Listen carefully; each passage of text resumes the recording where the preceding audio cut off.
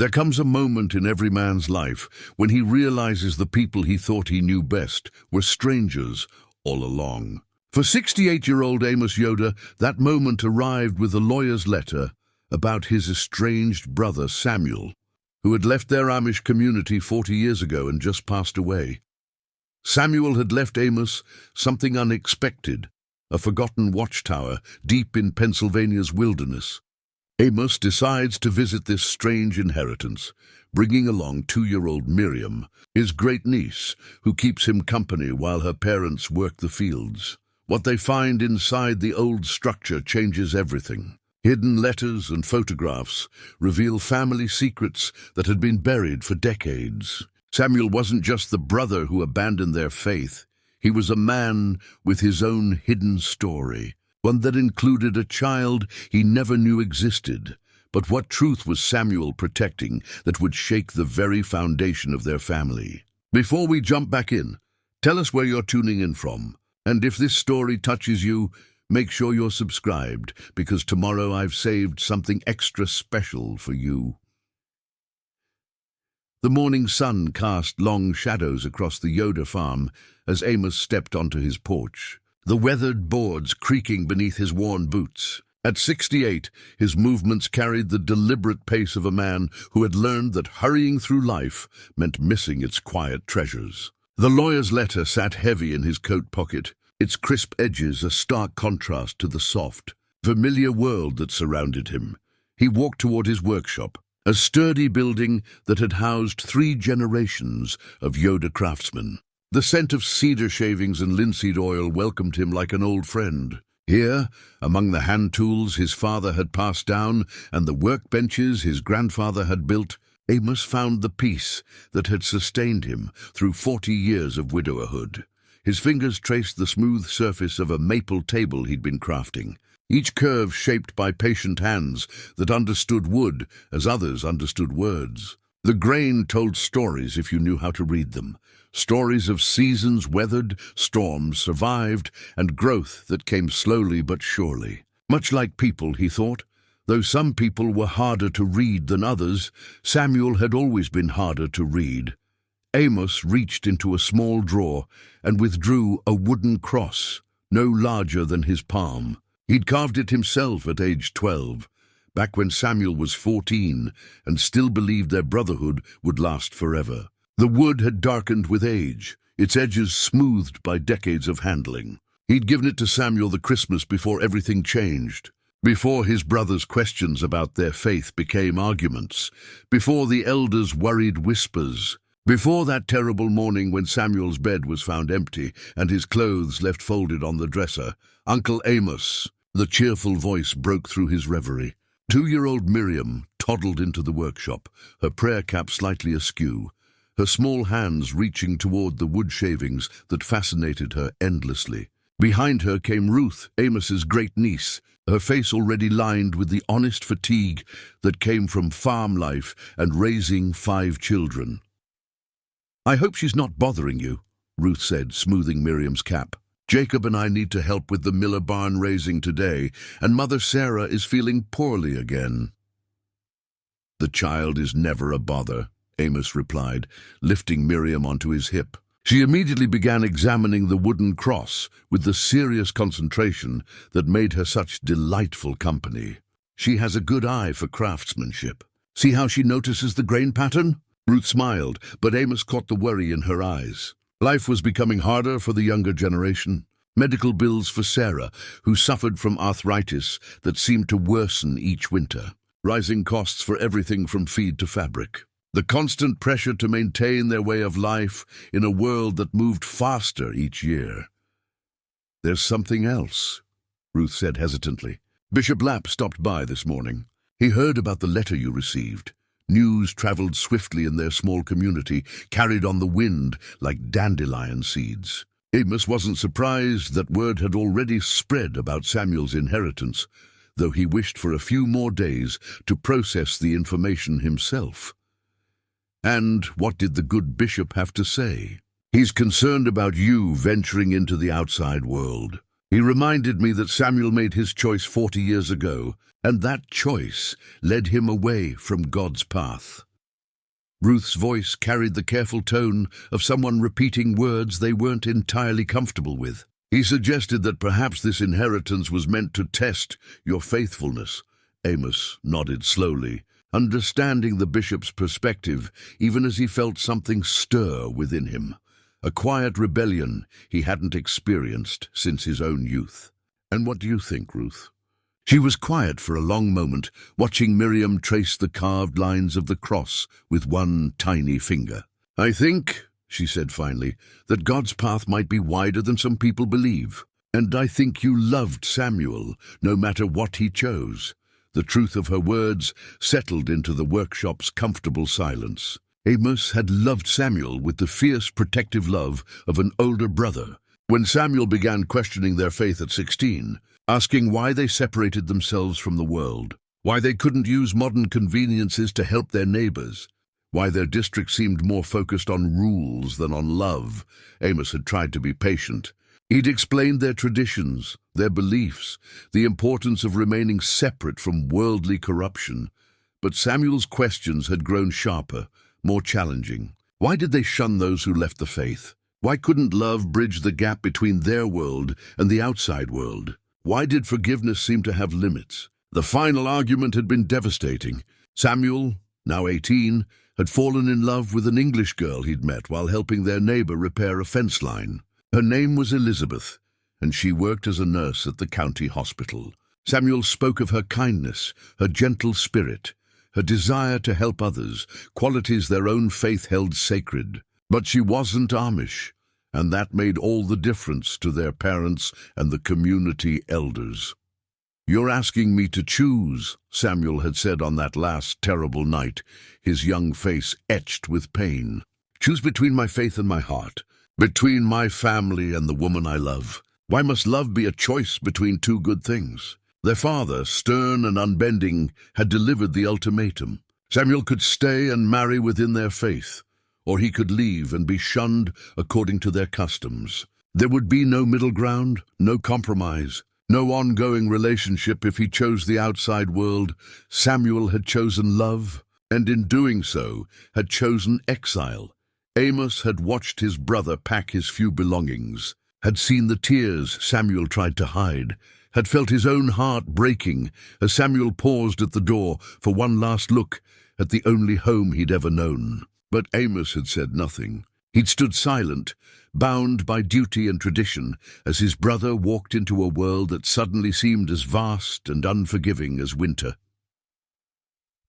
40 years had passed since that morning. 40 years of wondering, of glimpsed regrets, of prayers whispered in the darkness for a brother who had become a stranger. And now Samuel was gone, taking his story with him to the grave, except for this mysterious inheritance that seemed to call Amos toward truths he wasn't sure he was ready to face. "Will you take Miriam with you?" Ruth asked.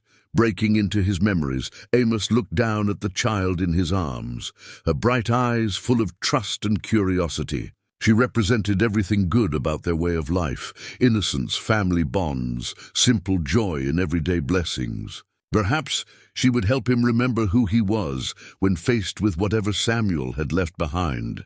"Yes," he said. "I think Miriam and I should take this journey together."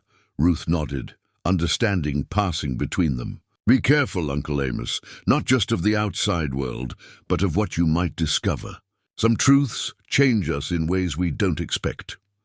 As evening settled over the farm, Amos sat in his favorite chair with Miriam on his lap, reading from the worn Bible that had belonged to his grandfather. The familiar words brought comfort, but underneath ran an undercurrent of anticipation that he hadn't felt in decades. Tomorrow, he would venture beyond the boundaries of his known world to claim an inheritance he didn't understand from a brother he'd never stopped loving. Outside, the sounds of the community settling into night carried through the open window. Horses nickering softly in their stalls, the distant laughter of children playing after chores, the creak of porch swings where couples sat together in comfortable silence. This was his world, his people, his life. But somewhere beyond these gentle hills waited a watchtower that held Samuel's final story. Miriam had fallen asleep against his chest, her breathing steady and peaceful. As he carried her to her small bed in the adjoining room, Amos made a quiet promise to both her and to the memory of his brother. Whatever tomorrow brought, whatever truths lay hidden in that distant tower, he would face them with an open heart, and the faith that love, in all its complicated forms, was still the greatest commandment of all. The wooden cross sat on his bedside table that night, catching moonlight through the window. Tomorrow, it would travel with him back into Samuel's world, carrying 4 decades of unspoken words and the hope that understanding, though long delayed, might still be possible. The morning air carried the sharp bite of autumn as Amos guided his hired driver's car through the winding mountain roads of central Pennsylvania. He'd never felt comfortable in automobiles, but the lawyer's directions had been clear. The Watchtower stood in wilderness too remote for horse and buggy. Beside him, Miriam dozed in her car seat, occasionally stirring to point at passing deer or colorful leaves. The driver, a kind Englishman named Tom, who often helped Amish families with transportation, had grown quiet as they climbed higher into the mountains. "You sure about this, Mr. Yoder?" he asked, glancing in the rearview mirror. "That tower's been abandoned for near 15 years, according to the Forest Service. Your brother was the last fellow they allowed to stay up there as caretaker." Amos nodded, though uncertainty gnawed at him like hunger. Each mile took him further from everything familiar, deeper into a landscape that Samuel had chosen over home. Pine trees pressed close to the narrow road, their branches creating a green tunnel that filtered the morning light into dancing patterns. This was wilderness in a way that their carefully tended farmland wasn't. Raw, untamed, speaking of solitude rather than community. "There," Tom said, pointing through the windshield.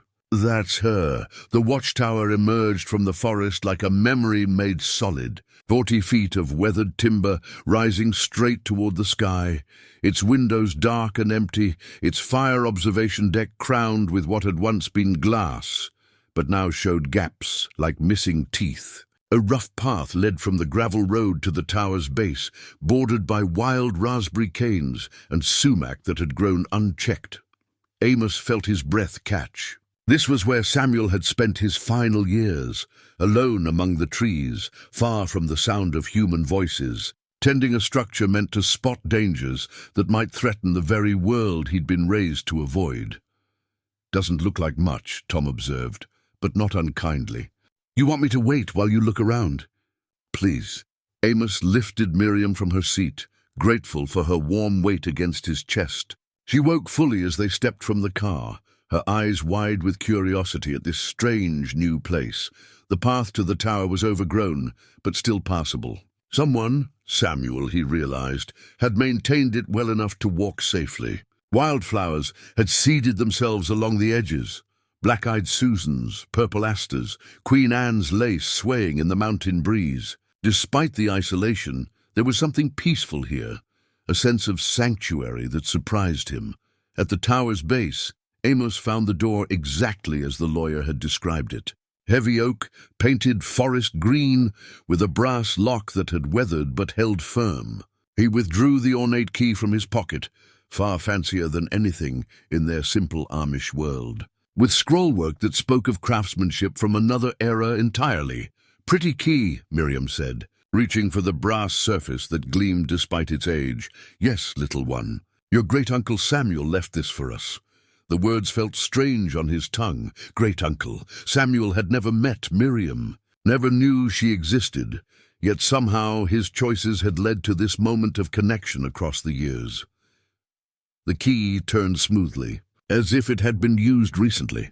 The door swung open with barely a creak, revealing stairs that climbed straight up through the tower's center. Someone had maintained this place, kept it functional despite its abandonment. The Forest Service, perhaps, or his breath caught again. The stairs were spotless. The railings had been recently oiled. This wasn't an abandoned structure at all. Samuel lived here, he whispered, the truth settling into his bones. He really lived here.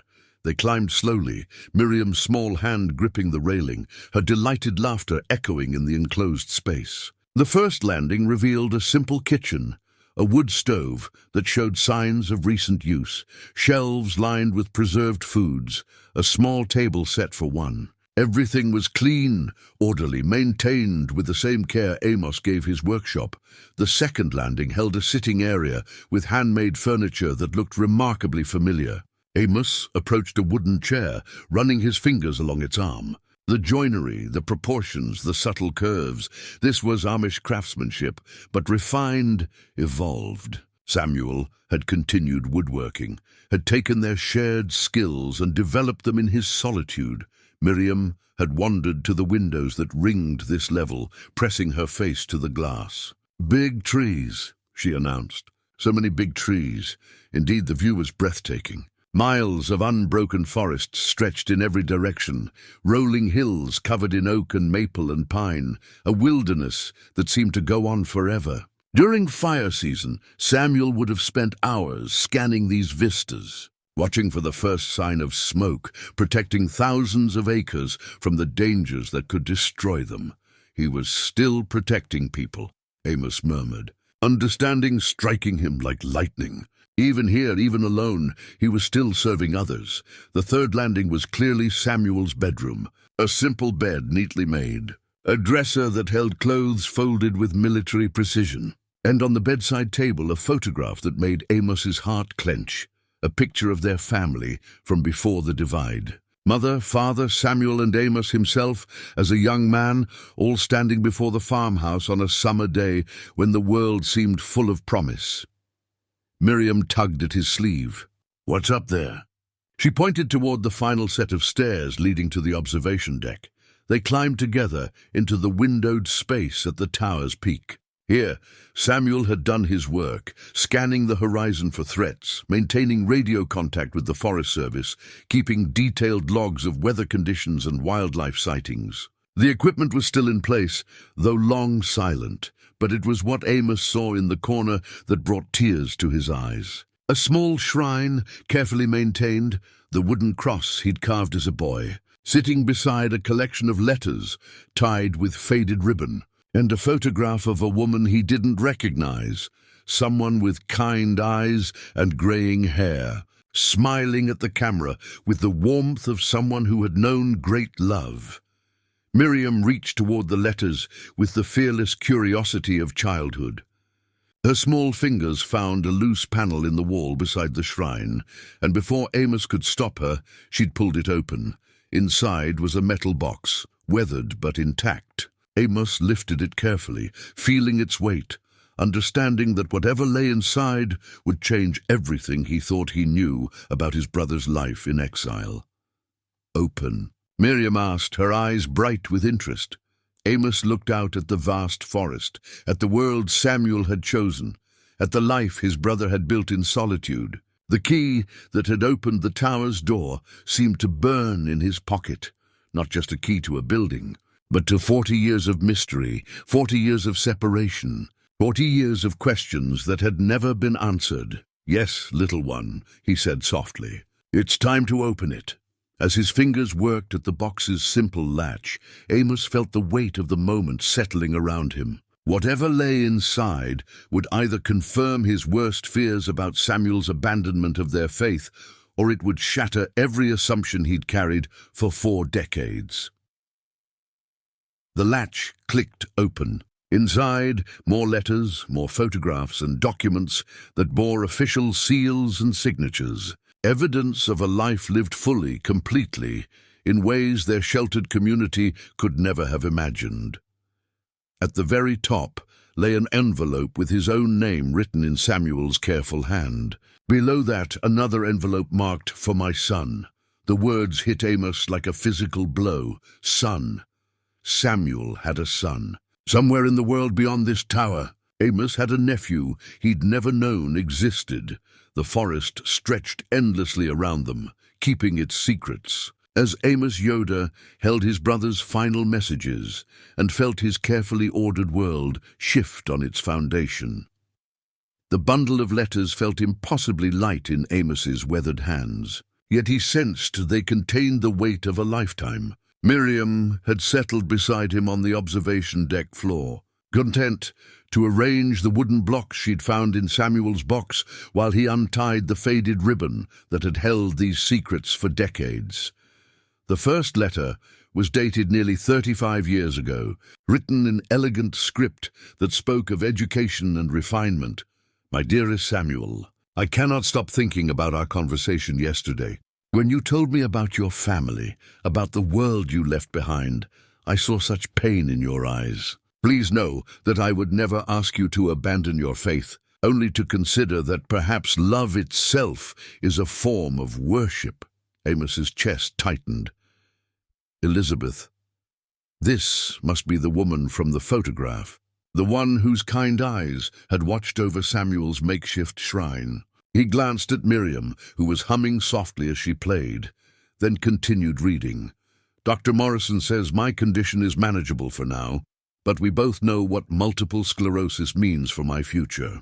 I want you to understand, I'm not afraid of what's coming. What frightens me is the thought that you might feel obligated to stay because of my illness. Your love is a gift, not a burden, and I need you to choose me freely, not from duty. The pages trembled in Amos's hands. Multiple sclerosis. He knew enough about the disease to understand what Elizabeth was telling Samuel.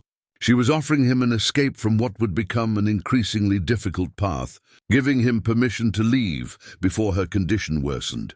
The next letter was Samuel's response, written in the careful hand Amos remembered from their school days. My beloved Elizabeth, if you think illness could drive me away, then you don't understand the depth of my feelings. I left my family's farm, but I didn't leave my values. We were taught that love is patient, love is kind, love endures all things. If that's not worth living by, then what is? I've made my choice, and it's you, always you. Letter after letter revealed the progression of their relationship, the deepening of their commitment, and Samuel's gradual transformation from a young man running from his past to someone building a meaningful future. Elizabeth worked at the county hospital, and her letters described patients she'd cared for, small victories in treatment, the satisfaction of easing suffering. Samuel found work as a carpenter, his Amish-trained skills serving him well in the outside world. You should see what he built for Mrs. Patterson, Elizabeth wrote to what appeared to be a friend. A wheelchair ramp so beautiful it looks like art. He says his people believe that work done with love shows God's presence in the world. I'm beginning to understand why he speaks of his childhood with such reverence, even though he can never go back. Amos felt tears threatening as he read Samuel's account of visiting Elizabeth during a particularly difficult flare-up of her condition. She tries to hide how much she's struggling, but I see through her brave face. Today, her hands shook so badly she couldn't button her coat. When I helped her, she apologized, as if needing assistance was somehow shameful. I told her what Mother used to say, that we're all broken in some way, and helping each other is how God mends the world. She cried then, and I held her, and I knew I was exactly where I belonged. The progression of Elizabeth's illness played out across years of correspondence. Samuel learned to be her advocate at medical appointments, her caregiver during relapses, her strength when the disease stole her mobility bit by bit. But the letters also revealed moments of profound joy, shared laughter, quiet evenings reading together, Samuel's wonder at Elizabeth's resilience and grace. He brings me wildflowers from his walks, Elizabeth wrote.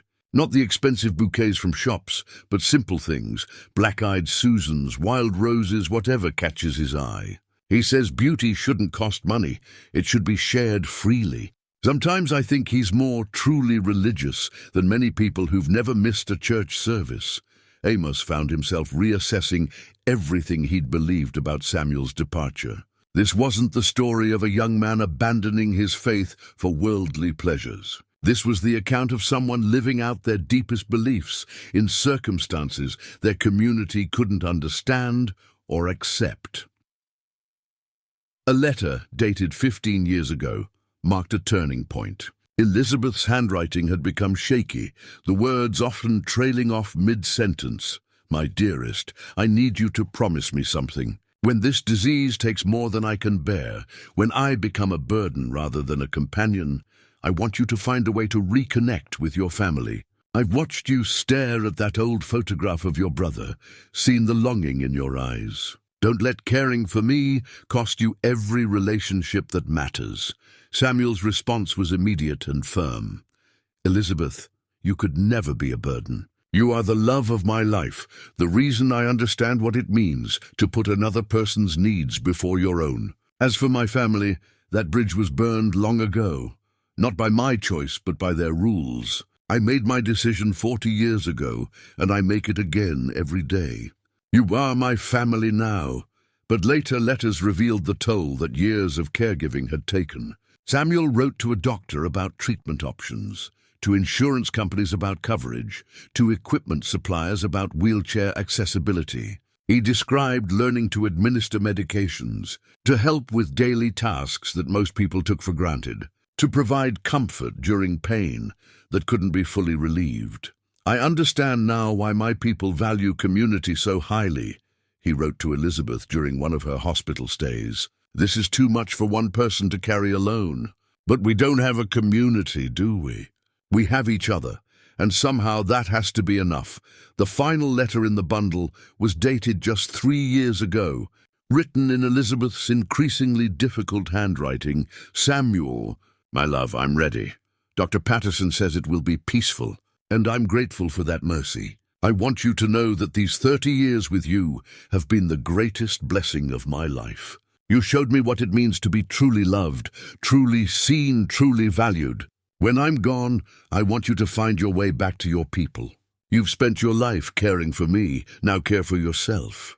Find your brother, tell him about our love. Help him understand that some kinds of exile are really just different forms of faithfulness." Miriam had grown quiet during his reading, perhaps sensing the gravity of the moment. She'd arranged her blocks in a careful pattern and now sat watching Amos with the solemn attention children gave to adult emotions they couldn't fully comprehend. "Sad letters?" she asked. "Love letters, little one. Very deep love letters."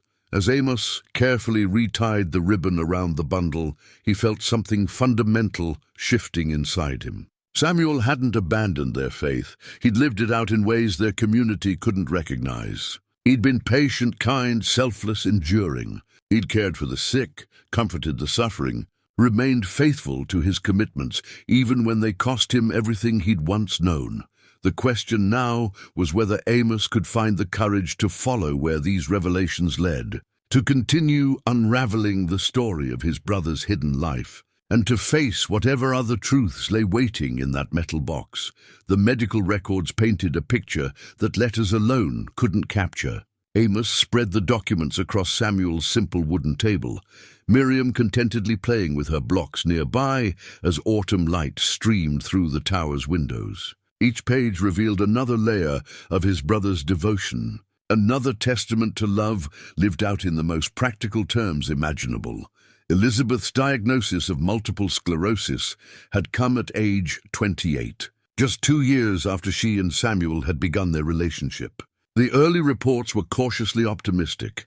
Mild symptoms, good response to treatment, years of relatively normal life ahead. But Amos could see the subtle progression in the neurologist's notes, the gradual shift from managing symptoms to slowing progression, to maintaining comfort and dignity. What moved him most were Samuel's own notes, written in the margins of appointment summaries and treatment plans. His brother had become Elizabeth's medical advocate, learning a vocabulary that would have been foreign to their Amish upbringing. Exacerbation, remission, disease-modifying therapy, quality of life, measurements. But Samuel had translated it all into the language of love. He had difficulty with stairs. "Today," read one notation, "spoke with Dr. Morrison about installing railings. Will build them myself. Something beautiful, not just functional. She deserves beauty." Another entry years later, "Bad day with tremors. E frustrated that she can't hold her teacup steady.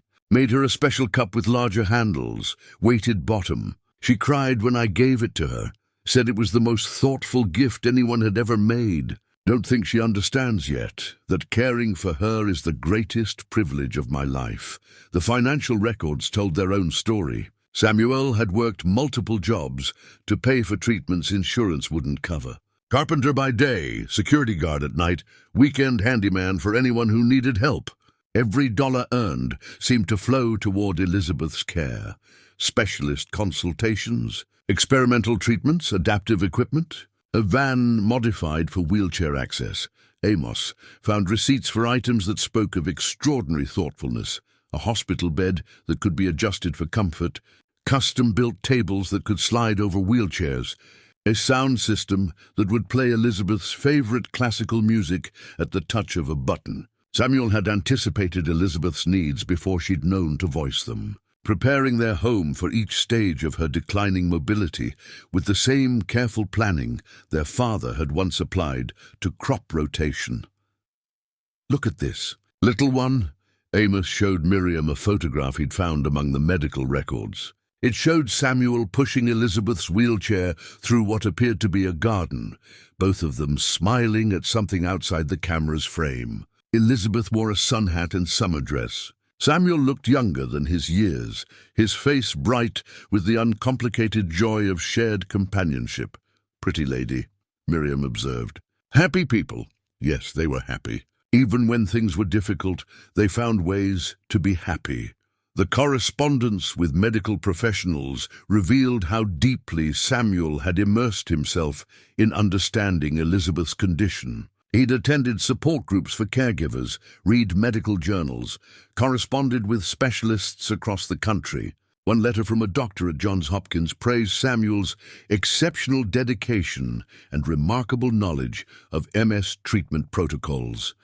"Mr. Yoder," the doctor had written, "in 30 years of practice, I've rarely encountered a family caregiver as informed and devoted as yourself. Elizabeth is fortunate to have your advocacy, but I hope you're also taking care of your own physical and emotional needs. Caregiving is a marathon, not a sprint." Samuel's reply was typical of his character.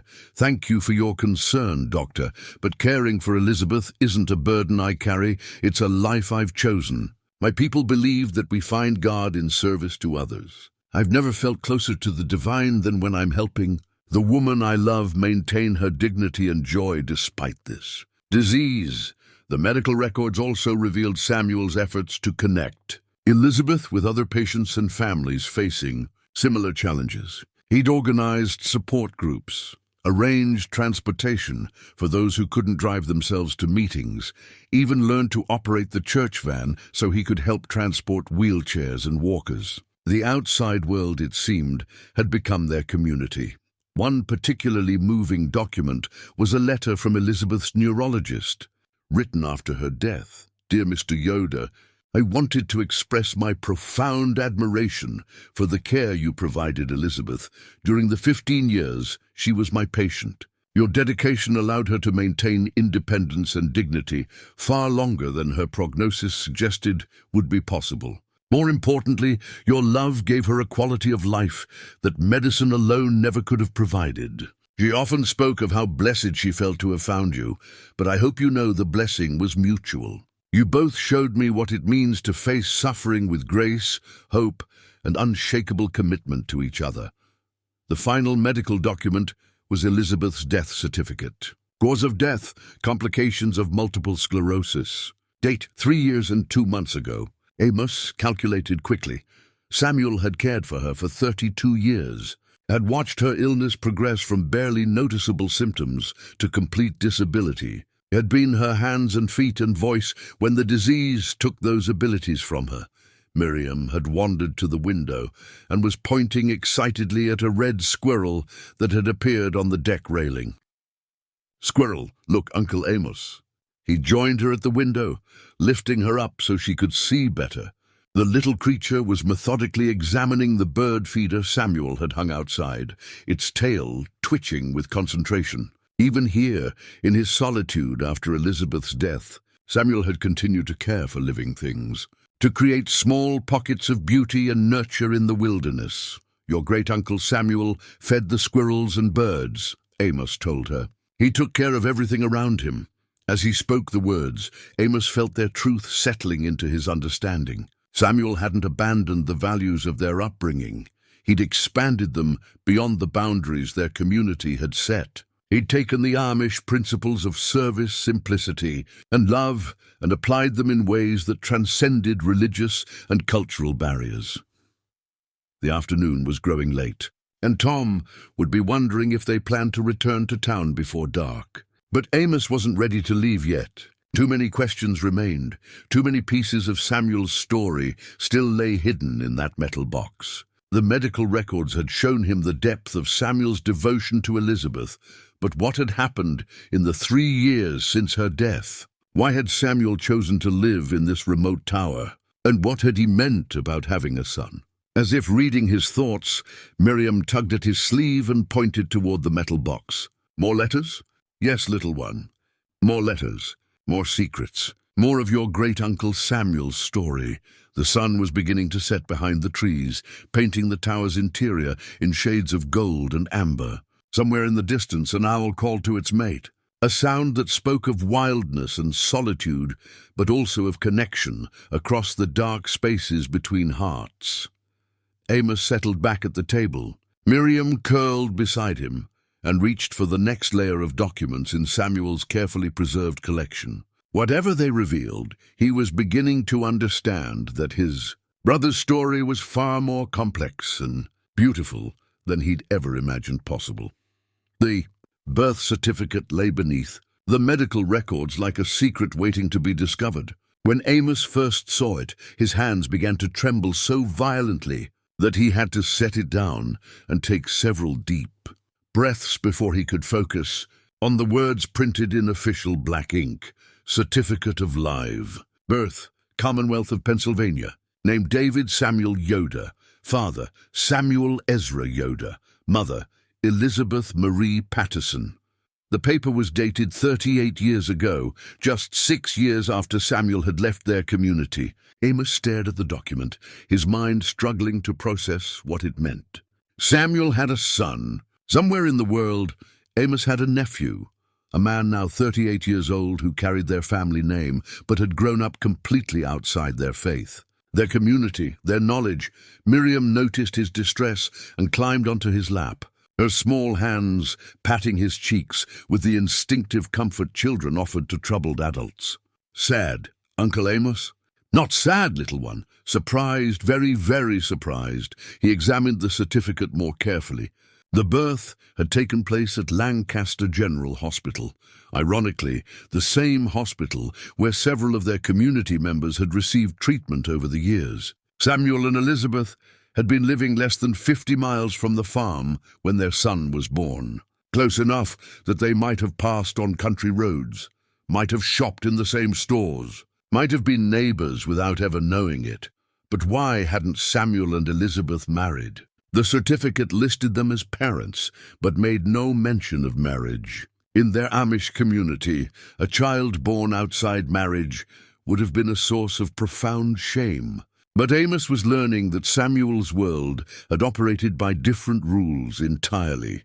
He found partial answers in a folder marked Legal Documents. There were powers of attorney, medical directives, and custody arrangements that painted a picture of careful planning and deep consideration for David's future. A letter from Elizabeth's lawyer explained the decision. As we discussed, Mr. Yoder, your decision to remain unmarried protects David's inheritance rights should anything happen to Elizabeth. Her family trust includes substantial assets that would go to David as her biological child. But marriage might complicate those arrangements given your own family's potential claims. This way, David is protected regardless of what the future holds.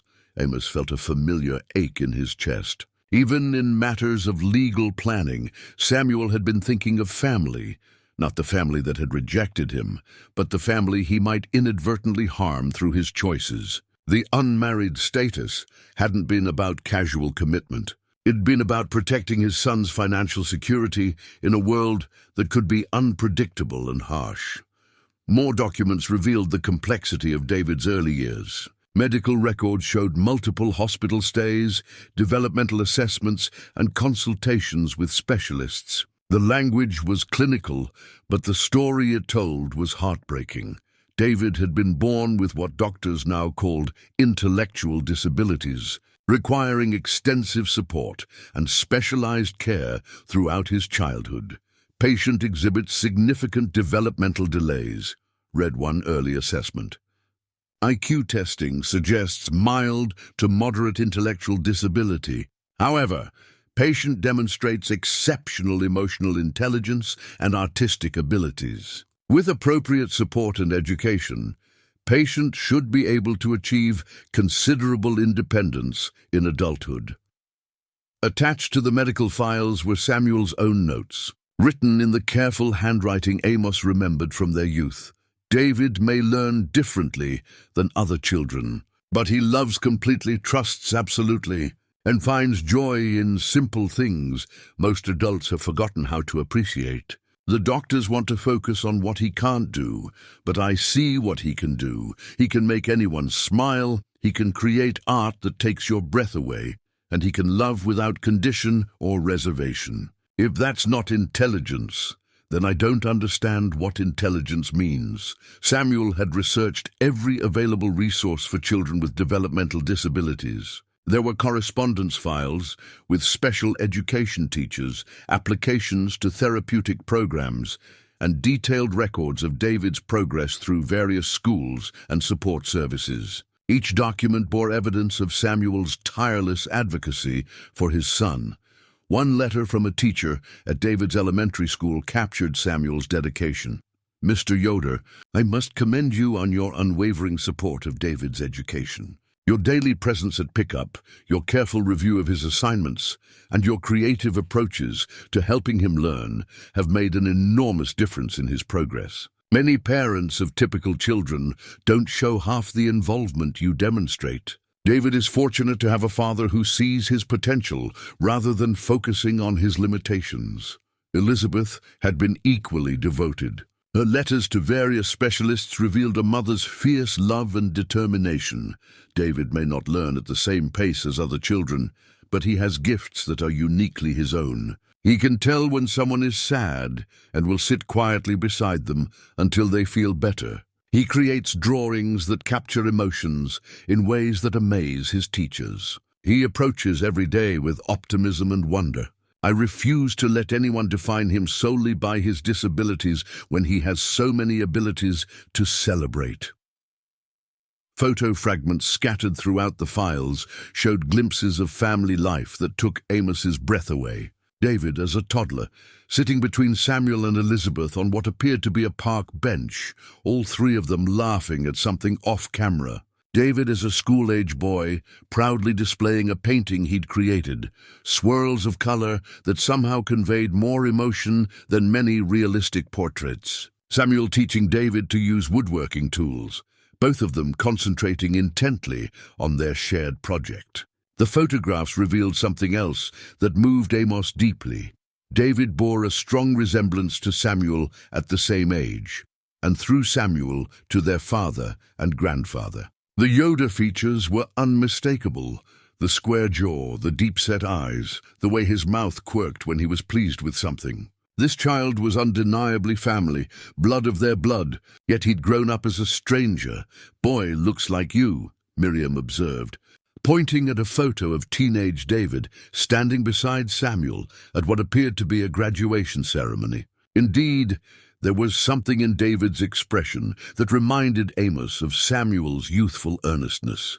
The same direct gaze that had once challenged their father's rigid interpretations of Scripture.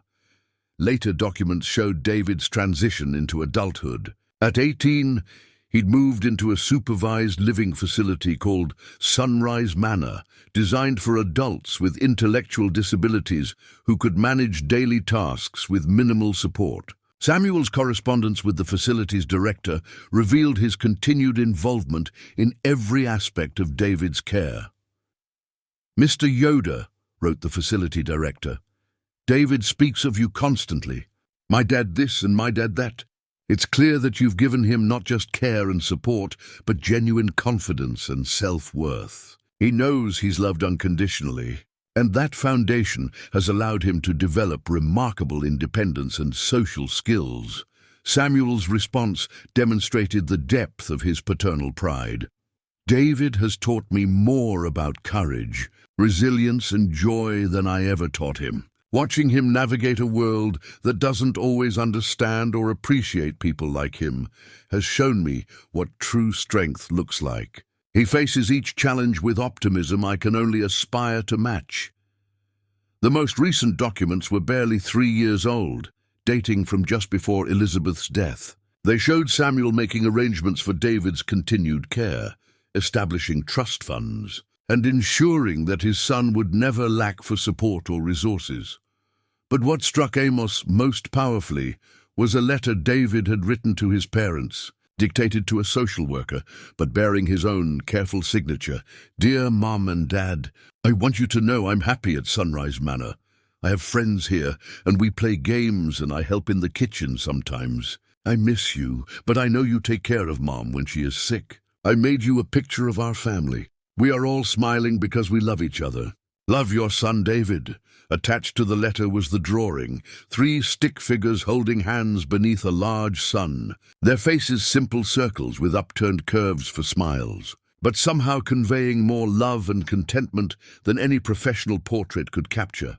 As Amos held that simple drawing, created by the nephew he'd never known existed, he felt something crack open in his chest. This was Samuel's true legacy, not abandonment of family values, but their expression in ways the community had never imagined. Samuel had been a devoted father, a loving partner, a man who had built a family based on acceptance, support, and unconditional love. Somewhere in the world, David was still alive, still carrying the Yoder name, still creating art that captured the joy Samuel had nurtured in him.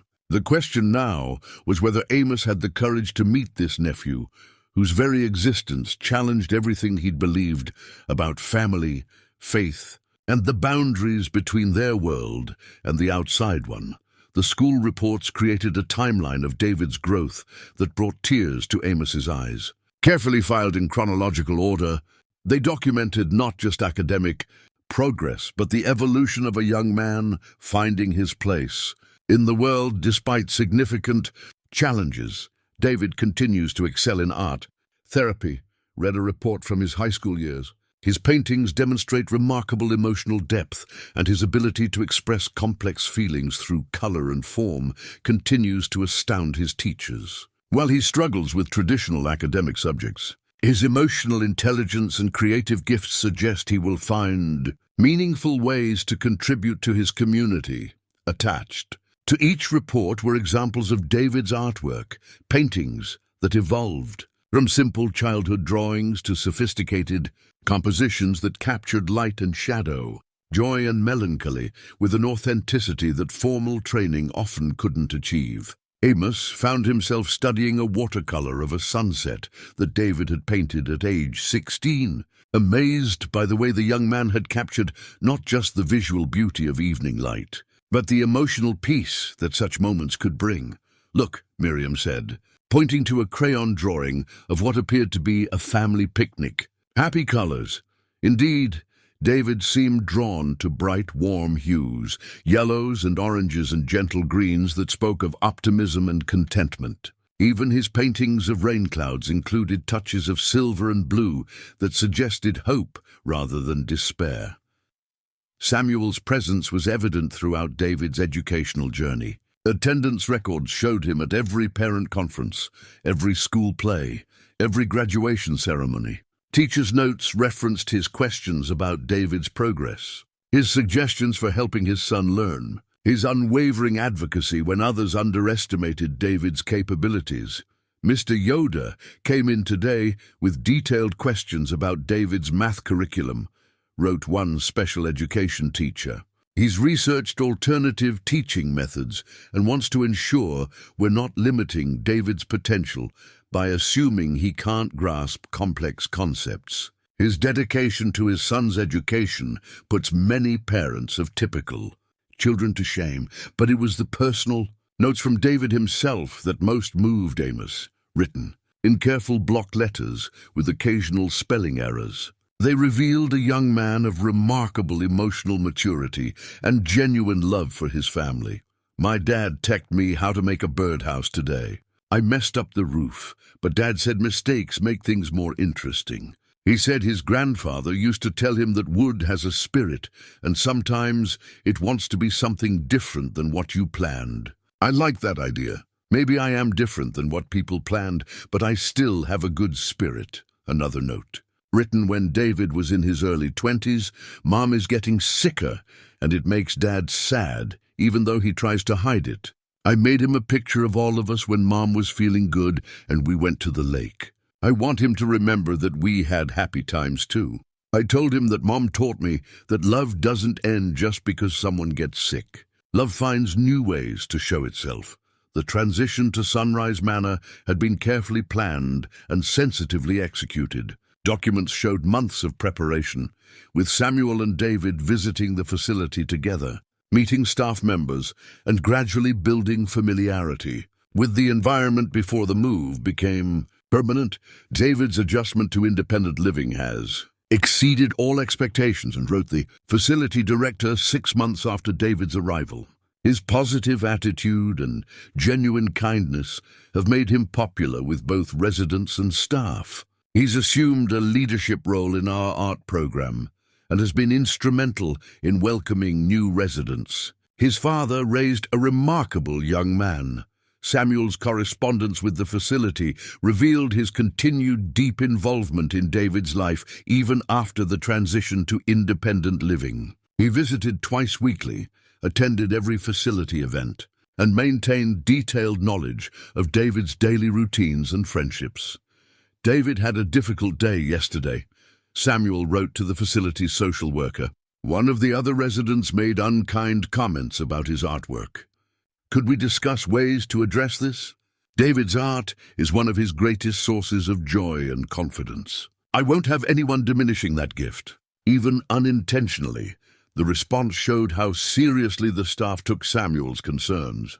We addressed the situation immediately and used it as a teaching moment for all residents about respect and appreciation for different types of talents. David's resilience impressed everyone. He told the other resident that his art makes him happy, and that's what matters most. Your son has remarkable emotional maturity. Photos from facility events showed David thriving in his community. There he was at a holiday party, wearing a festive sweater and beaming at the camera while holding one of his paintings. Another showed him helping in the facility's garden, his hands dirty from planting, but his expression radiant with satisfaction. A third captured him teaching painting techniques to younger residents, his face serious with concentration as he guided their brushstrokes. But it was the more recent documents that revealed the depth of Samuel's planning for David's future. Detailed financial arrangements ensured David's care would continue indefinitely. Trust funds had been established not just for his basic needs, but for art supplies, recreational activities, and special experiences that would enrich his life. I want David to have choices, Samuel had written to his lawyer. The world may see him as limited, but I see him as someone with different gifts and different ways of experiencing joy. His trust should provide not just for his needs, but for his dreams, art classes, museum visits, camping trips, whatever brings him happiness and helps him continue growing. The lawyer's response demonstrated respect for Samuel's foresight. Your provisions for David are the most thoughtful and comprehensive I've seen in 30 years of practice.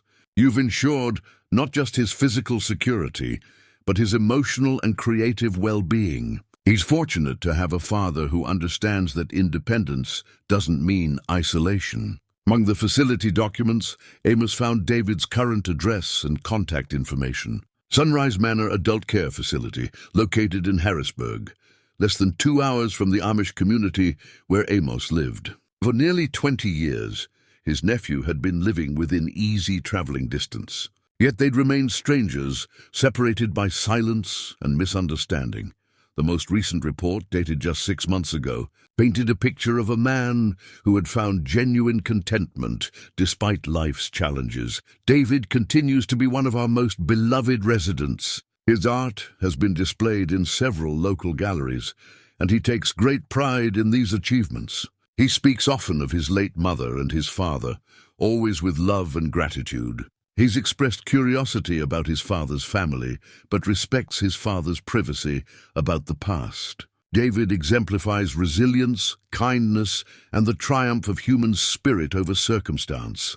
Attached to the report was David's most recent self-portrait, not a realistic rendering, but an impressionistic work that showed a figure surrounded by bright colors and reaching toward a sun that dominated the canvas. At the bottom, in his careful block letters, David had written, "This is me being happy." Miriam had fallen asleep against Amos's shoulder while he read, her small body warm and trusting. Looking at her peaceful face, then at David's artwork, celebrating his own happiness, Amos felt the rigid certainties of his lifetime beginning to shift. Family wasn't just about blood and shared beliefs. It was about love, expressed in countless daily acts of care, patience, and acceptance. Samuel had built a family based on those principles. The question now was whether Amos could find the courage to honor that legacy by reaching across 4 decades of separation, to embrace the nephew he'd never known. Existed the false wall panel that had concealed the metal. Box was deeper than Amos had first realized. As Miriam dozed in his lap, he noticed that his earlier exploration had only revealed the front compartment. Behind, where the box had rested, his fingers found the edge of another panel, this one secured with a small brass latch that had been hidden in shadow.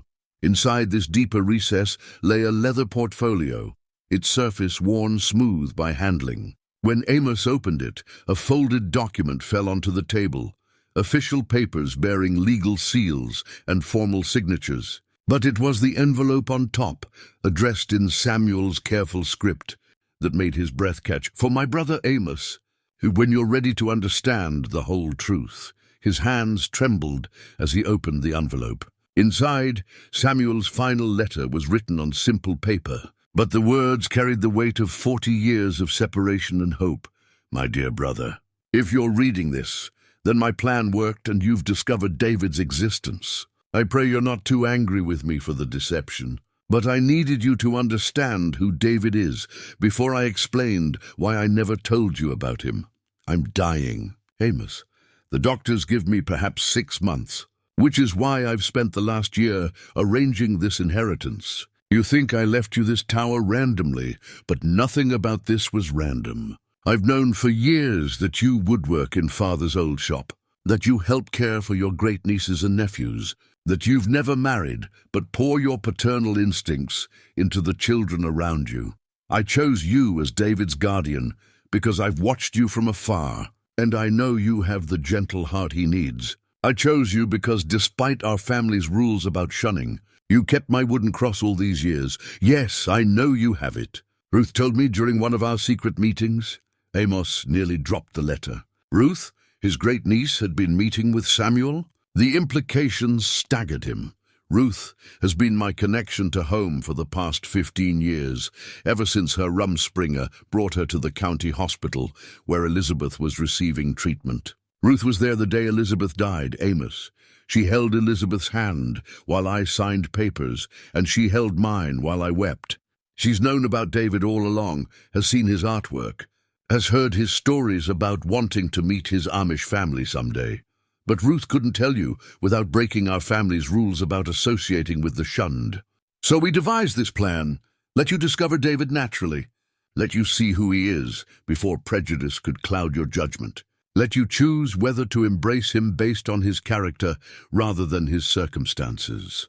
The inheritance was my final gamble. My hope that the brother who once gave me a hand-carved cross would be willing to give my son the family connection he's always longed for. The letter continued, revealing layers of planning that took Amos's breath away. I know our parents are gone now, but I know the community elders still influence family decisions. That's why I never tried to contact you directly.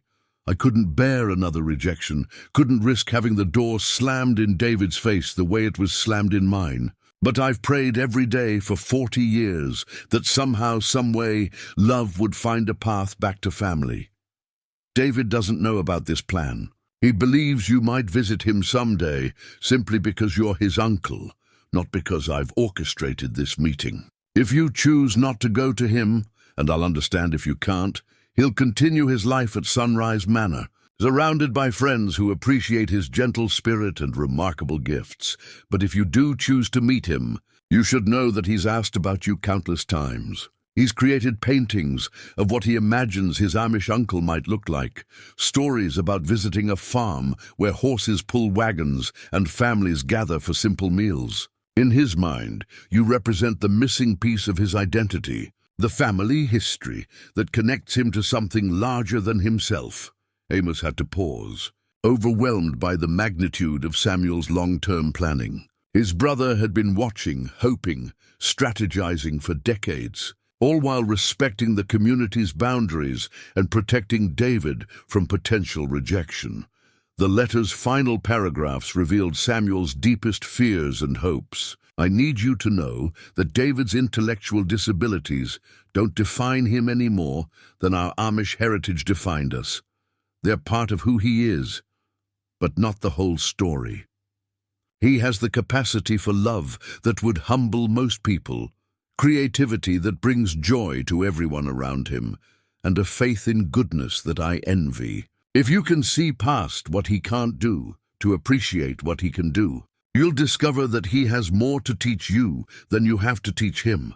I also need you to know that I never stopped loving our family, never stopped missing our community, never stopped regretting the pain my choices caused. But I can't regret the life I built with Elizabeth, the son we raised together, or the love we created in exile. I learned that faith isn't about following rules perfectly. It's about loving imperfectly but completely. The legal documents in this portfolio name you as David's guardian and trustee of his inheritance. I've left him comfortable financially, but money can't provide the family connection his heart needs. Only you can decide whether to give him that gift. Whatever you choose, know that you were loved by your brother Samuel, who spent 40 years hoping for this chance at reconciliation. The formal documents confirmed everything Samuel had written. Legal papers named Amos as David's guardian, with detailed instructions about his care, his trust fund, and his living arrangements. Samuel had thought of everything: medical directives, financial provisions, even David's preferences for daily routines and favorite activities. But it was the final document that truly staggered him. A detailed dossier on the Yoder family compiled over decades. Samuel had somehow maintained knowledge of births, deaths, marriages, and community changes spanning 40 years. He knew about Amos's woodworking business, his role in helping raise his great-nieces and nephews, his quiet acts of charity within the community. How did he know all this? Amos whispered, then remembered Ruth had been his informant, his secret link to the family he'd never stopped loving. The dossier included photographs, somehow obtained, of community events, family gatherings, even Amos working in his shop. Samuel had been watching his brother's life from afar, caring about his well-being, hoping for opportunities to reconnect that had never materialized, until now Miriam stirred in his arms, waking slowly from her nap. "More letters?" she asked sleepily. "No more letters, little one, but many more decisions." As the sun set behind the Pennsylvania mountains, Amos sat in his brother's tower, holding the key to David's future. Samuel had orchestrated this moment with the same careful planning he'd applied to Elizabeth's care, ensuring that even in death, he was still protecting and providing for the people he loved. The choice now belonged to Amos. He could honor Samuel's final request and travel to Harrisburg to meet the nephew he'd never known existed. Or he could maintain the boundaries their community had established decades ago, leaving David to wonder forever about the Amish uncle who had chosen tradition over relationship. But as he looked around the tower, at Samuel's careful maintenance of the building, at the shrine with its wooden cross, at the evidence of a life lived in loving service to others, Amos began to understand that some choices weren't really choices at all. They were callings, and after 40 years of wondering about his brother's fate, Amos was beginning to hear the call of family that transcended every boundary their community had ever established.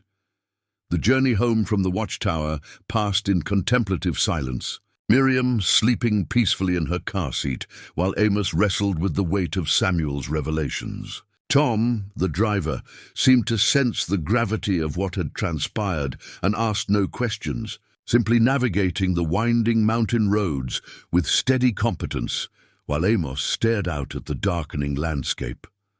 By the time they reached Lancaster County, the familiar sight of farmland and simple homes felt both comforting and constraining.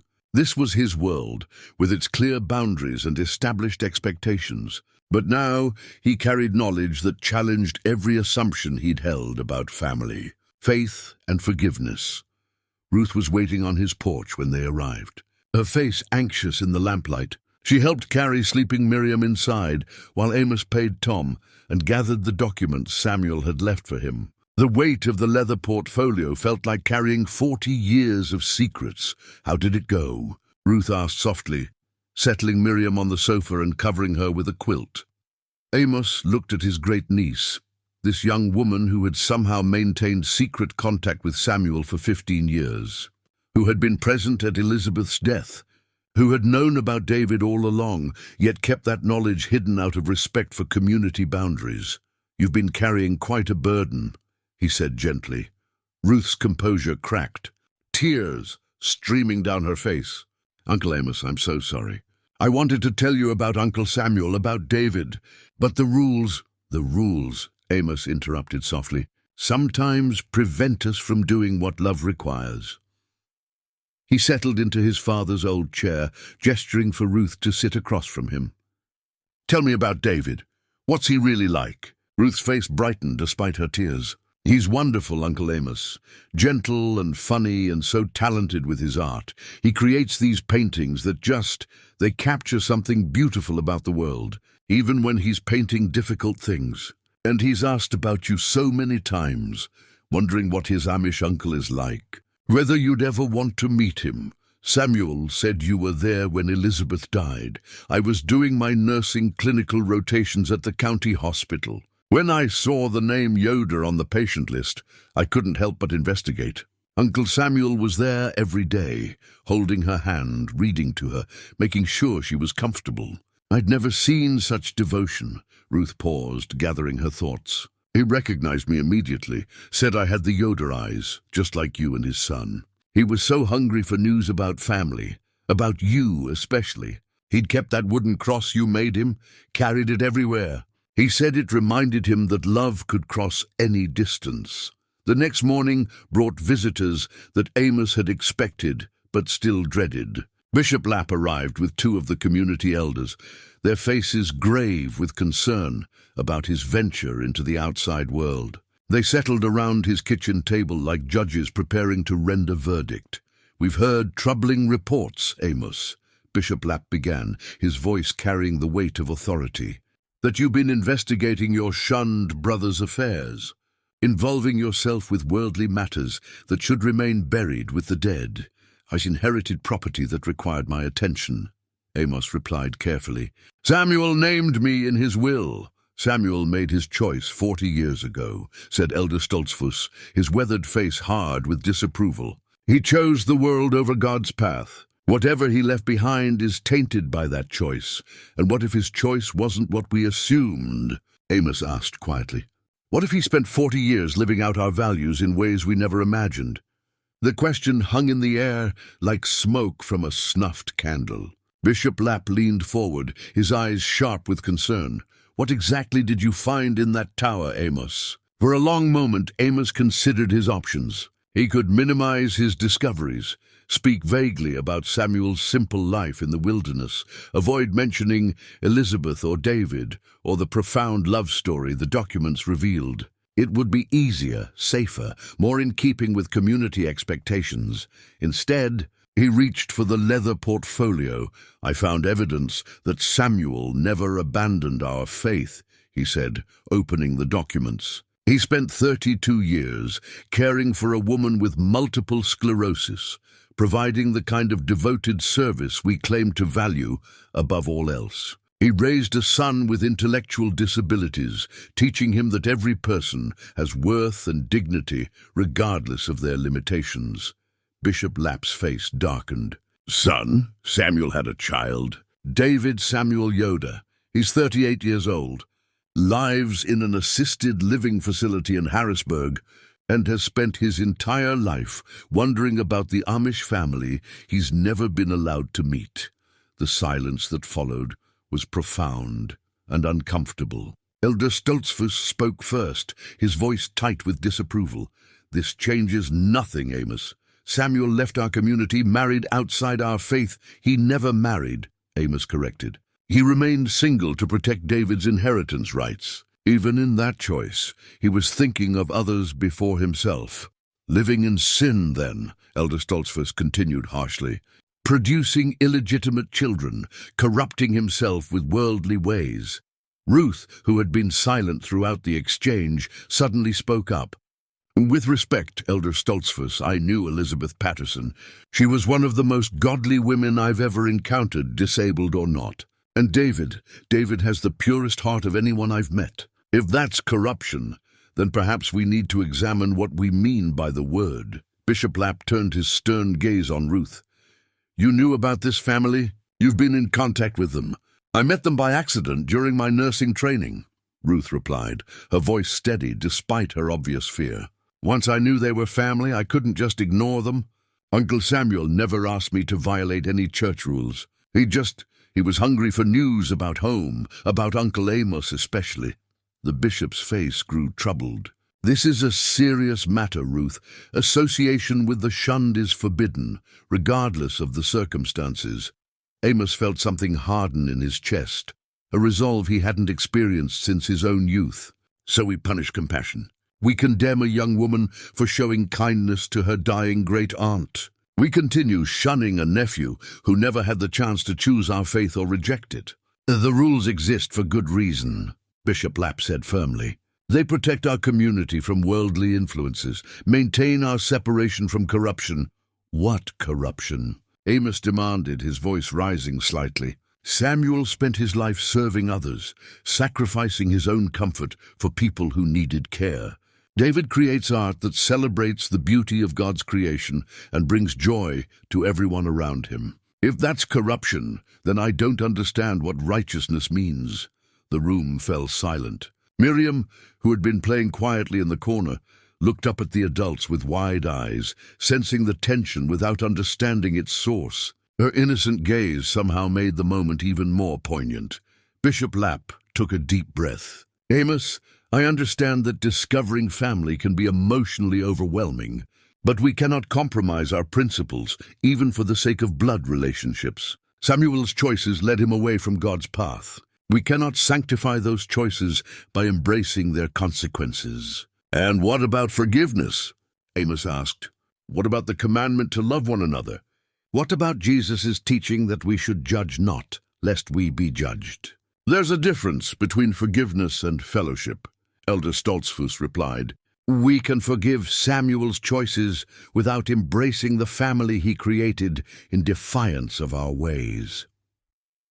Amos looked around the table at these men he'd known his entire life, men whose wisdom and guidance had shaped his understanding of faith and community. But now their certainty seemed less like wisdom and more like fear.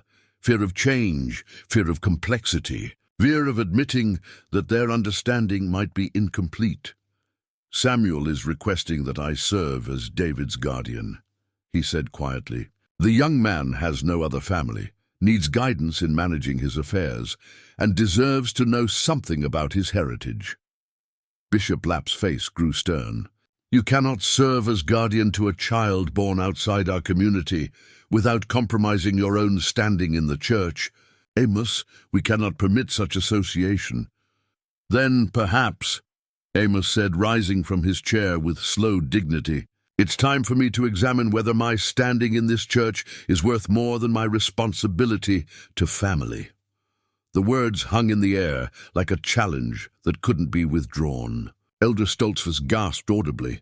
Bishop Lapp's face went pale with shock. You're not thinking clearly, Amos, the bishop said carefully. You're allowing sentiment to cloud your judgment. Samuel's story has stirred emotions that are interfering with your spiritual discernment. Perhaps, Amos replied. Or perhaps 40 years of wondering about my brother has prepared me to understand that God's love might be wider than our rules allow. As the bishop and elders prepared to leave, their faces grave with disappointment and concern, Amos made his decision.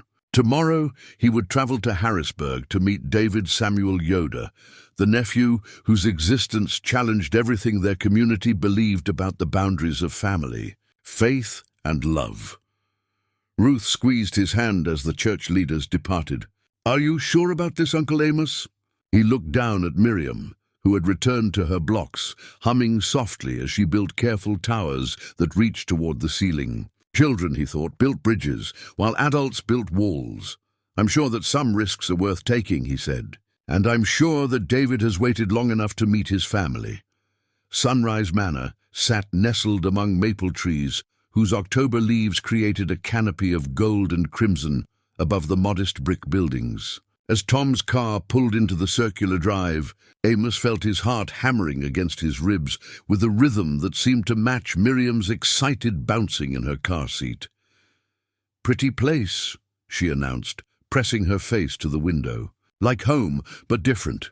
Indeed, the facility felt welcoming rather than institutional. Gardens bordered the walkways, their autumn plantings still bright with mums and ornamental cabbage. Residents sat on benches enjoying the mild afternoon, some painting at easels set up beneath the trees, others simply watching the world with the patient contentment of people who had found peace with their circumstances.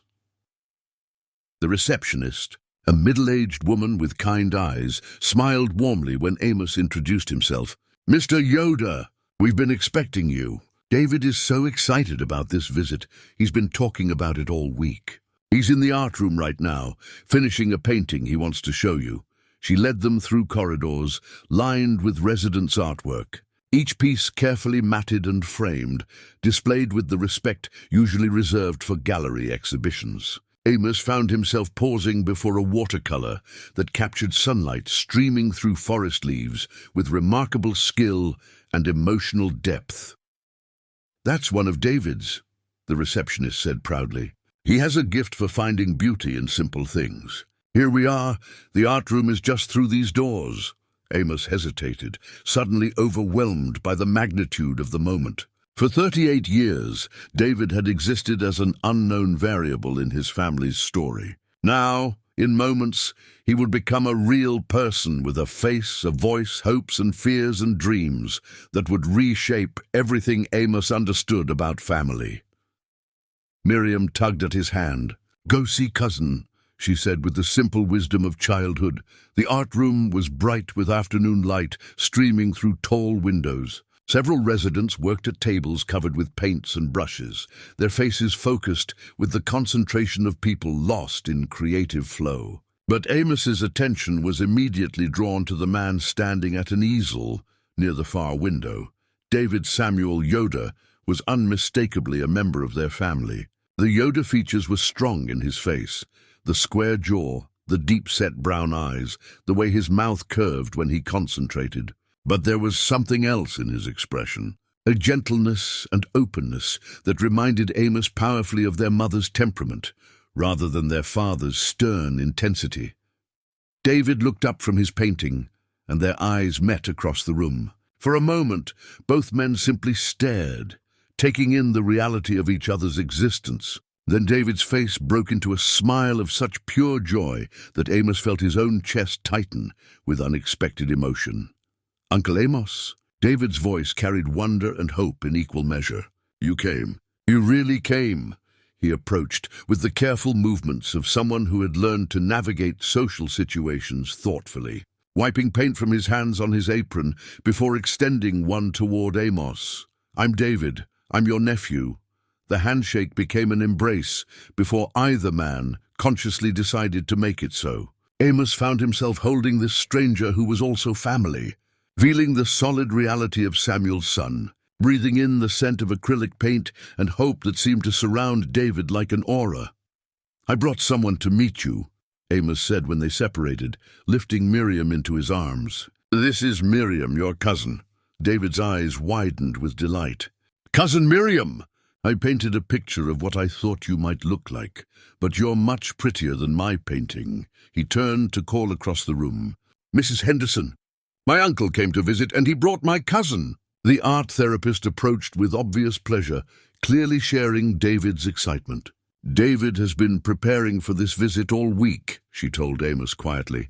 "He's created a whole series of paintings about meeting his Amish family. Would you like to see them?" David led them to a corner where his recent work was displayed on a small easel. The paintings took Amos's breath away, not because they were technically perfect, but because they captured something essential about hope and longing that formal training could never teach. One showed a farmhouse that looked remarkably like the Yoder family home, surrounded by fields and horses and people in simple clothes working together in harmony. Another depicted two men shaking hands beneath a large tree, their faces turned toward each other with expressions of recognition and joy. "This one is my favorite," David said, indicating a painting of a family gathered around a dinner table. The faces were simple but expressive, and somehow David had captured the feeling of belonging, of being part of something larger than oneself. "I painted it thinking about what it would be like to have dinner with my dad's family." Amos studied the painting, seeing himself reflected in one of the figures, not a physical resemblance, but an emotional accuracy that suggested David understood something profound about the nature of family connection. "Your father would be proud of these," Amos said softly. "They show the same appreciation for simple beauty that he always had." David's face lit up. "You remember my dad? What was he like when he was young?" "He was curious," Amos said, surprising himself with how easily the memories came. "Always asking questions, always wondering why things were the way they were. He had gentle hands, good for woodworking, good for taking care of living things. He taught me to make birdhouses," David said proudly. "Mine weren't as good as his, but he said the birds wouldn't mind. He said sometimes the imperfect things are the most beautiful because they show that someone cared enough to try." As David spoke about his father with obvious love and admiration, Amos felt decades of assumptions crumbling. This wasn't the story of abandonment and worldly corruption he'd been taught to expect. This was the continuation of their family's values, expressed through different circumstances, but rooted in the same fundamental beliefs about love, service, and the dignity of all God's creation. David excused himself for a moment, returning with a photo album that he handled with the reverence others might reserve for sacred texts. "I want to show you pictures of my dad," he said, settling beside Amos on the art room's comfortable couch, while Miriam explored the safe art supplies Mrs. Henderson had provided. The album chronicled a relationship that took Amos's breath away. Photo after photo showed Samuel and David together, building projects, camping trips, visits to museums, quiet moments at home. But it was Samuel's face in these pictures that most moved Amos. His brother's expression held a contentment and joy that had been absent in their youth, as if caring for David had unlocked something essential in Samuel's nature. "This is from my 18th birthday," David said, pointing to a photo of himself and Samuel standing beside a beautifully crafted wooden easel. "Dad made this for me, so I could paint standing up. He said real artists need proper tools, and I was a real artist." Samuel's face in that photo radiated paternal pride that was unmistakable. This wasn't duty or burden. This was a father celebrating his son's achievements with genuine joy. "Here's one from when Mum was still feeling good," David continued, indicating a picture of all three of them at what appeared to be a county fair. Elizabeth was in her wheelchair, but her smile was radiant as she watched Samuel and David examine a display of handcrafted items. Dad entered one of his cabinets in the woodworking competition and won second place. Mum said he should have won first, but Dad said second place meant there was still room to improve. As they turned pages, David's commentary revealed depths of family history that Amos had never imagined. Samuel had maintained traditions from their Amish upbringing, teaching David woodworking skills, emphasizing the value of honest work, instilling appreciation for simple pleasures and natural beauty. "Dad used to tell me stories about his brother," David said suddenly, looking directly at Amos. "He said you were the best woodworker in the family, that you could make anything beautiful with just your hands and patience. He said you once carved him a cross that he carried everywhere." Amos's throat tightened. "He kept it all these years?" "He kept everything that reminded him of family," David replied. "He had a box of letters from home, old photographs, even a piece of wood from your grandfather's barn. He said memories were the most important inheritance anyone could leave." David reached into his art supplies and withdrew a small wooden box, its surface polished to a warm glow. "I made this for him last Christmas. He kept his most special things in it." Inside the box lay the wooden cross Amos had carved 6 decades ago, its surface worn smooth by handling, but its form still perfect. Beside it was a photograph of their parents on their wedding day, a letter in their mother's handwriting, and a small sketch that David had obviously drawn, a simple but moving portrait of Samuel sitting in the Watchtower, looking out at the forest with an expression of peaceful solitude. "He missed you every day," David said quietly. He never said it directly, but I could tell. Sometimes he would hold that cross and get very quiet, and I knew he was thinking about home. The words hit Amos like a physical blow. All those years of wondering whether Samuel ever regretted his choice, whether he ever missed their family, whether he ever wanted to return, and David was telling him that Samuel had carried that longing every day of his life. "I need to tell you something," Amos said, his voice rough with emotion. "Something your father wrote in a letter he left for me." David listened with rapt attention as Amos explained Samuel's final plan.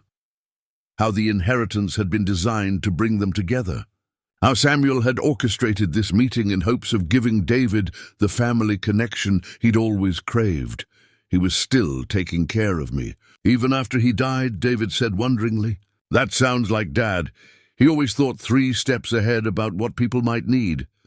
David was quiet for a moment, processing this revelation.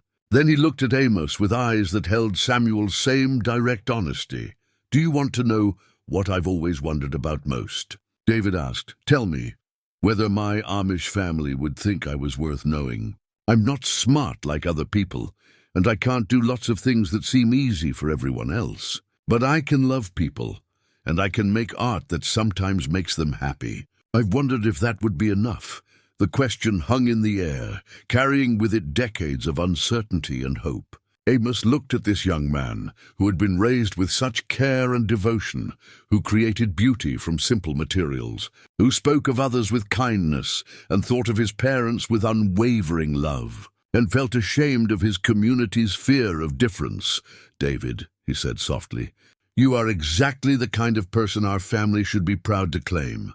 Your father raised you well, and you've honored him by becoming someone who brings joy and beauty into the world. That's not just enough. That's everything." David's smile in response was like sunrise after a long, cold night. "Does this mean I can be part of the family?" he asked with the direct simplicity that Amos was learning was one of his nephew's greatest strengths. "If you want to be," Amos replied, "then you already are." 3 months later, the November sky hung grey and heavy over the small cemetery, where Samuel Yoder lay buried in a simple grave marked with a plain stone. Amos stood beside the marker, one hand resting on David's shoulder, the other holding Miriam as she examined the flowers David had brought, bright autumn mums that seemed to defy the approaching winter. "I brought these because Dad always said flowers were God's way of making sure there was beauty in every season," David explained, carefully arranging the blooms in the small vase he'd crafted for this purpose. "Even when things look sad or empty, there's still something beautiful if you know where to look." The memorial service that morning had been unlike any the community had ever witnessed. Bishop Lapp, after weeks of careful consideration and prayer, had agreed to allow David to attend Samuel's belated memorial, though not without reservations from some congregation members. But any concerns about David's presence had evaporated the moment people met him. David's gentle nature and obvious love for his father had touched hearts that Amos had feared might remain closed. When David had stood during the service and spoken simply about Samuel's devotion to family and faith, there hadn't been a dry eye in the meeting house. "My dad taught me that love doesn't have boundaries," David had said, his voice carrying clearly through the silent room. "He showed me that taking care of people is the most important work anyone can do. He never stopped loving his family here, even when they couldn't love him back the same way. But I think maybe now we can love each other the way he always hoped we would." Ruth had wept openly during David's words. Even Elder Stoltzfus had nodded approvingly, later commenting that the young man had the Spirit of Christ about him, in a way that many lifelong church members struggled to achieve. Now, as they stood together at Samuel's grave, Amos felt the rightness of this moment. 3 generations of Yoders finally united, not in spite of their differences, but because of their shared capacity for love. "Tell me about the farm," David said, as they began walking back toward Tom's waiting car. "Will you really teach me to make furniture like Dad did?" "If you'd like to learn," Amos replied. "Your hands have the right sensitivity for woodworking. I can see it in the way you handle your brushes." The arrangement they'd worked out satisfied everyone's needs while respecting community concerns. David would maintain his residence at Sunrise Manor, where he was happy and well cared for, but would spend weekends at the farm, learning traditional crafts and experiencing the rhythms of Amish life. The compromise allowed him to explore his heritage without forcing him to abandon the independence he'd worked so hard to achieve. Bishop Lapp had initially resisted the arrangement, concerned about the influence David's worldly upbringing might have on community children. But Miriam's obvious adoration of her new cousin and David's respectful curiosity about their traditions had gradually won over even the most skeptical members. "David asks good questions," Bishop Lapp had admitted to Amos just last week. "Not challenging questions, but wondering questions. The kind that make us think about why we do things the way we do them. Perhaps that's not entirely bad." As they reached the car, David paused and withdrew a folded paper from his jacket pocket. "I wrote something for Dad," he said shyly. "A letter to let him know how things turned out. Mrs. Henderson helped me with some of the spelling," he read aloud in his careful, measured voice. "Dear Dad, Uncle Amos came to meet me just like you hoped he would. He's very kind and patient, like you said he was when you were boys. He looks like you, but his hands are gentler, and probably because he never had to worry about taking care of someone who was sick like you did with Mom. I've been to the farm 3 times now, and I'm learning to use the tools Grandpa left behind. Uncle Amos says I have good instincts for woodworking, but I think that's because you taught me to pay attention to what materials want to become. Cousin Miriam likes to help me paint, and I'm teaching her about mixing colors. She has a good eye for beauty, like our whole family seems to. Uncle Amos is making her a small easel so she can paint standing up like a real artist. I miss you every day, but I'm not sad anymore about you being gone. I understand now that you were building a bridge between your old family and your new family, and death was just the last piece of construction. The bridge works, Dad. Love found a way across, just like you always said it would. I hope you and Mom can see how beautiful everything turned out. Your son David." The simple eloquence of David's letter moved Amos profoundly. His nephew had captured something essential about Samuel's legacy, not the tragedy of separation, but the triumph of love that had ultimately transcended every barrier their community had erected. That evening, as Amos worked in his shop with David, learning to plane a piece of maple, while Miriam arranged wood shavings into patterns at their feet, he felt a peace he hadn't experienced in decades. The workshop hummed with the quiet satisfaction of hands creating useful beauty, but more than that, it resonated with the presence of family finally, completely reunited. Uncle Amos? David looked up from his work, a question in his eyes. Yes? Do you think Dad knows we found each other?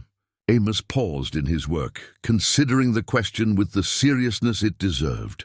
Around them, the shop held the accumulated wisdom of 3 generations of Yoder craftsmen. The scent of wood and oil and honest work, creating an atmosphere that seemed to welcome both memory and hope.